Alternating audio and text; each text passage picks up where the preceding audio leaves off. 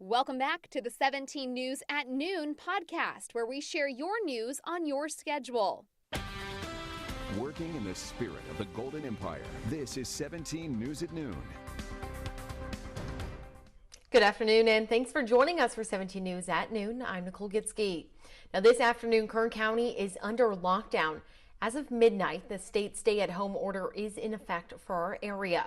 Bars, wineries, personal services, and hair salons will have to close. However, the new order does not change the guidance for schools already open. You'll still be able to go out shopping, but retail will be cut capacity to just 20%. Restaurants can only do takeout. More than a dozen local restaurant owners announced they plan to sue Governor Newsom over the new stay-at-home order, claiming the state is taking away their revenue without offering compensation. And in the midst of counties having to close back down, Governor Newsom is rolling out a new app that can let you know if you've been exposed to COVID-19. The California Notify app we're putting out is about an opt-in opportunity for individuals to participate in a notification protocol, an opt-in, not an opt-out, privacy protected. This is not contact tracing. This is notification technology. You can choose to participate in leveraging this technology to allow people that you have been in contact with or have been in contact with you to be notified of potential exposure. It's in partnership with Google and Apple. Now here's how it works. If you're an Android user, you will download the app and turn it on from there. If you're an Apple user, it's already built into your phone. You just head to settings and turn it on. Newsom says this is 100% private, secure, and voluntary. Now, if you are exposed to someone who tests positive, you will be notified about that possible exposure. The app will be available starting this Thursday. And now to the latest numbers here in Kern County Public Health announcing 264 new cases today. The good news, no new deaths to report. Our death toll remains at 456. Over 13,000 people are isolating at home, while 138 are in the hospital with more severe symptoms. To date, more than 45,000 people have tested positive for the novel virus right here in Kern since March. And this is a critical week for COVID-19 vaccine and for helping families and businesses devastated by the virus. Now, an FDA advisor panel meets Thursday to consider approving the Pfizer COVID vaccine. Making the vaccine has turned out to be more difficult than expected. The government says manufacturing is 6 to 8 weeks behind schedule, and it's not clear if people who get the shot can spread the virus. Meantime, Congress is trying to push out financial relief. 12 million Americans could lose unemployment the day after Christmas. Small business loans are running out. Millions face eviction at the end of the month, and the House is set to leave Thursday, the Senate next week. Now, within the last 30 minutes, Dignity Health wrapped up a roundtable featuring its hospital leaders.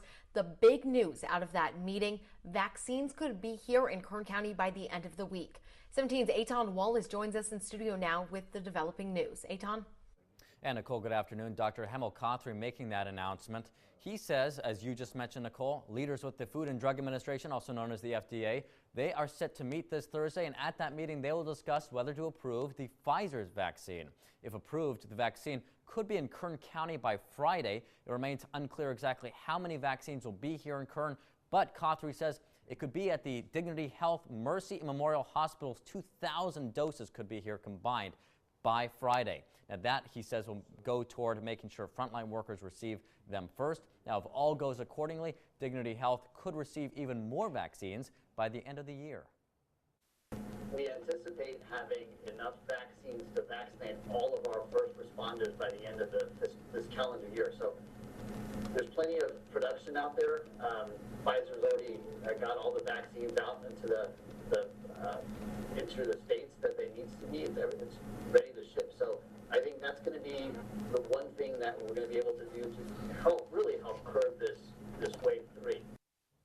All right, so Dr. Kothri there talking about vaccines, but what about ICU capacity? Well, Dignity Health leaders also touched on that as well during today's roundtable. We will have the latest figures on ICU capacity on 17 News at 5. We'll see you then. In studio, Eitan Wallace, 17 News. All right, thanks for that update, Eitan. Well, another way to help slow the spread of COVID-19 is to get a test. And Kern Public Health has it all in one place where you can find the nearest testing site and information. Now, it's an interactive map on the Kern Public Health website. It shows you where you can find paid COVID-19 test, free test, and free tests that include a $25 gift card. You can also click on each testing location to find more information on appointments, testing dates and times, addresses, and contact information. Just go to kernpublichealth.com and click on the COVID-19 section. All right, thanks for that, Kevin. Now, in your 17 Crime Watch, an investigation is underway after a woman was found dead in her home and a man injured. The Bakersfield police say officers were called to a home on Vaquero Avenue, down the street from Discovery Elementary School in Northwest Bakersfield. BPD says officers had to force their way into the home, finding the woman's body inside. It's unknown exactly how she died, but BPD says based on her wounds, her death has been ruled a homicide. A wounded man was also detained and taken to a hospital. BPD says the man was wounded before the officers arrived.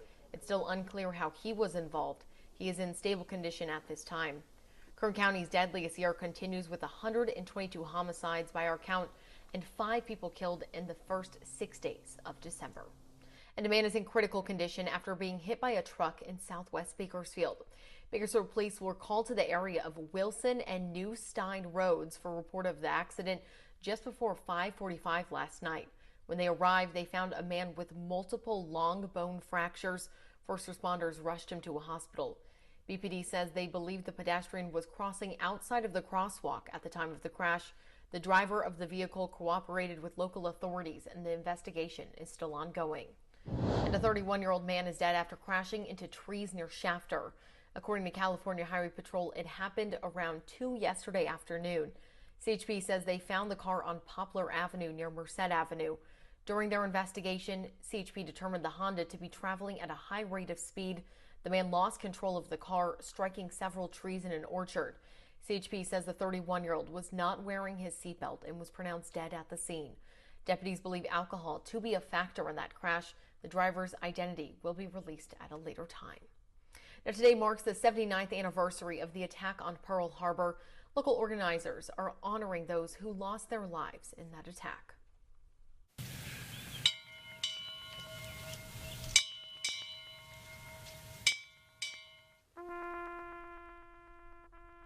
This morning, members remembered those from Kern County who gave their lives on the altar of freedom and those who survived the Pearl Harbor attack. The day marked a turn in the United States' involvement in World War II. Officials from the city of Shafter accepted tokens of remembrance for Harvey Havens, a U.S. Navy seaman who was on the USS Arizona that fateful day, including honoring him with the Medal of Freedom. Well, let's send things back over to Kevin now, who can give us a look at our week forecast. Kevin.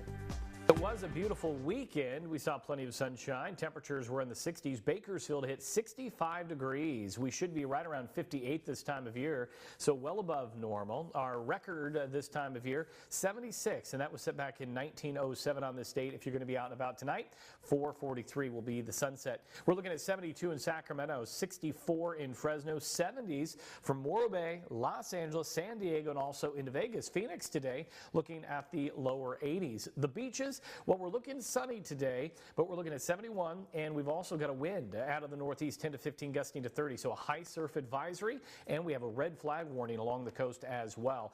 Now, air quality unhealthy for sensitive groups today, AQI at 102. Today, we'll call for a northwest wind 5 to 10. 61 in Bakersfield, McFarland, Delano, upper 50s for Taft and Maricopa. For the mountains and the Kern River Valley, mostly sunny skies as we progress here. An east wind 25 to 30, gusting to 45, 53 in Fraser Park, 58 in Tehachapi with 60s into the Kern River Valley. Lake Isabel 67. For the desert today, we'll keep the clouds around for most of the day. Northeast wind 20 to 30, gusting to 45, and 64 in Mojave. Our extended forecast tomorrow, 66 right near 70 on Wednesday, and then as that next system approaches out of the north, we'll see cooler weather come on in and a few high clouds for Friday into Saturday as well.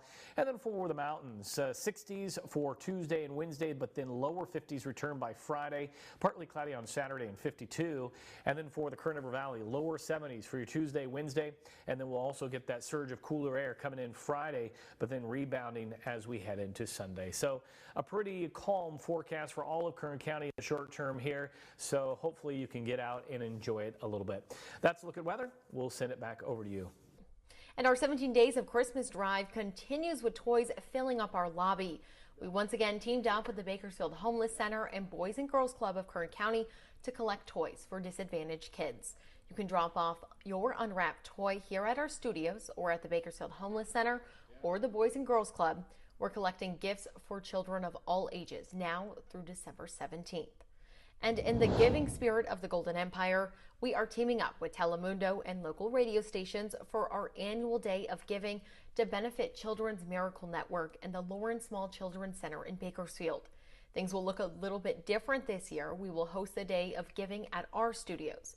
With COVID-19 restrictions in place, it simply wasn't feasible to host our fundraiser from the lobby at Memorial Hospital.